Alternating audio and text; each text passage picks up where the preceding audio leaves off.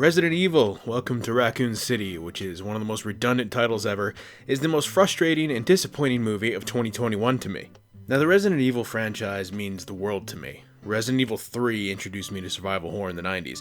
If you've been with the channel for a while, then you already know Resident Evil is my shit, and I, like many fans, have been dying for years to see these games adapted to the big screen properly. We suffered through 6 goddamn movies of Alice hogging the spotlight. We deserved a proper movie. And when they announced that James Wan, one of the best directors in horror right now, was going to be producing a series reboot, I can't even explain the hype level I felt. And then he left, and we got this. It shouldn't be this fucking difficult to make a Resident Evil movie. Like, what the hell is going on?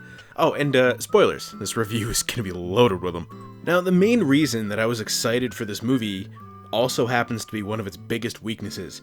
The movie's plot is based on Resident Evil 1 and 2, so rather than making a movie that focused on the first game, giving us time with the STARS Alpha team, building character, getting to know them, and actually liking them, we end up with 2 stories for 2 games with a ton of backstory and a large cast of characters completely retold and crushed down into a movie that isn't even 2 hours long.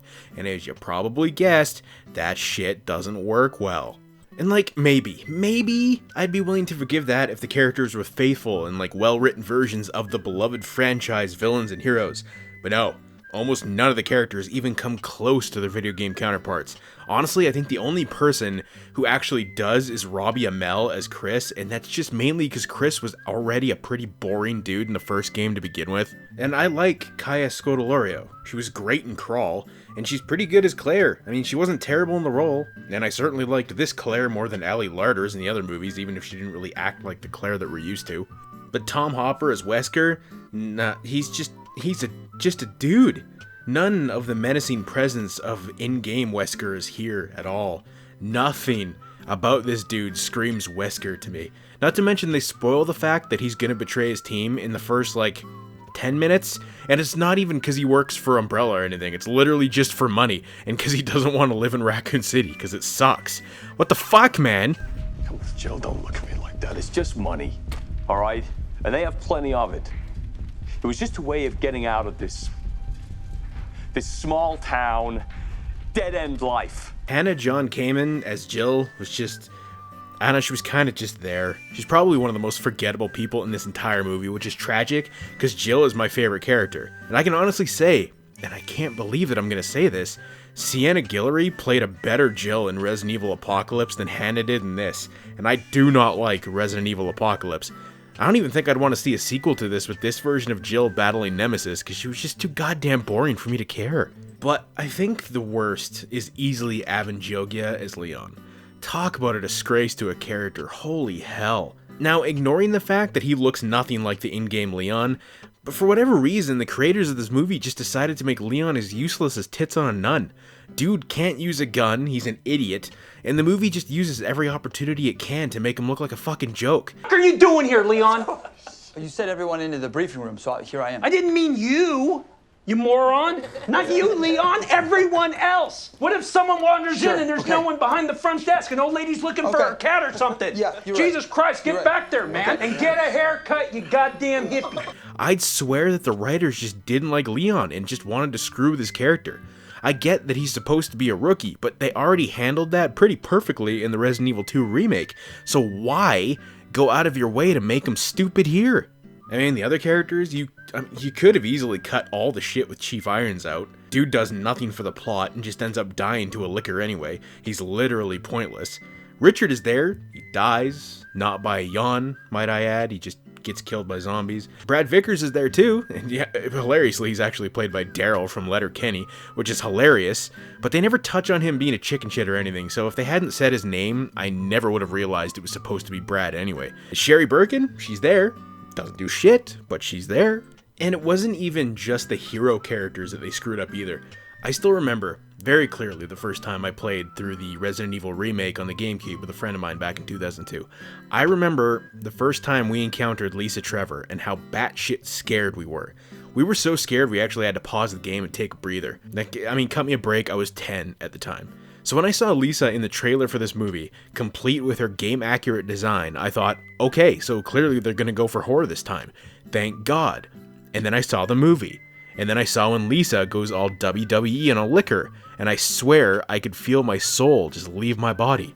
They ruined Lisa, and every ounce of potential they had to make her a genuinely terrifying presence. Not only that, but she's all buddy-buddy with Claire and helps her and Leon. Yeah, because that's what the game Lisa would do. Ugh. It reminds me so much of when they made Nemesis a good guy in the ending of Apocalypse, and how much that made my balls hurt too. Speaking of monsters, where the fuck are they, huh? You had 2 whole games worth of monsters to put in this thing, and what did you go with? A single shitty looking Cerberus that somehow looks worse than the CGI Cerberus in the first movie from 2002, a single Licker, which also looks worse than the Licker from the 2002 movie, some zombies, and a crow. Bruh. No hunters, no Ivy, no Neptunes. There isn't even a fucking Tyrant in this thing. Oh sure, William Birkin is in it, but by the end he mutates into something that looks nothing like the Birkin from the game, and he's dead within 30 seconds, and that's it. Rather than trying to make a good movie, they just opted to screw with basically every bit of lore from the games and shove in as many Easter eggs as they could possibly get away with. Like, oh, sorry guys, we didn't put Neptune or Jan in the movie, but see? Worst way to die be? What? To be swallowed whole by a snake or eaten alive by a great white shark? You're a freak, Valentine. We mentioned them. That counts, right? They throw in the tanker truck crash in here for it's completely pointless and really only there because it happened in the game. Difference being that it actually served a purpose in the game's plot. It separates Leon from Claire and gives us our 2 scenarios. In this movie, it crashes in front of the RPD. It doesn't even hit the gate or anything. It doesn't block anything. It literally does nothing. And then we get this scene. It's just a little crush, not like When I tell you I face-palmed, I could have lobotomized myself. God, they even threw in stuff from Code Veronica for no reason at all. I mean, shit, man, they only ever mentioned the G and T viruses maybe twice in this entire movie. And I hate it because there was so much potential here. Every once in a while you get a glimpse at something good. The atmosphere is here. The tone in so many scenes is here. Seeing the Spencer Mansion and the RPD on screen in like accurate game detail is something I've been wanting to see since I was a kid. Why couldn't they have just based this on the first game? You could have spent, I don't know, maybe 40 minutes or so, give or take, building up the STARS team and making us care, showing their friendship and their chemistry. Then go to the mansion, give us the scares, give us Tyrant and Hunters. Make it terrifying. Give us the tone of, I don't know, Alien, but in the mansion. Why is that so goddamn hard for these movies to do? I get that this movie was low budget, but you easily could have pulled off the first game on the budget that they had.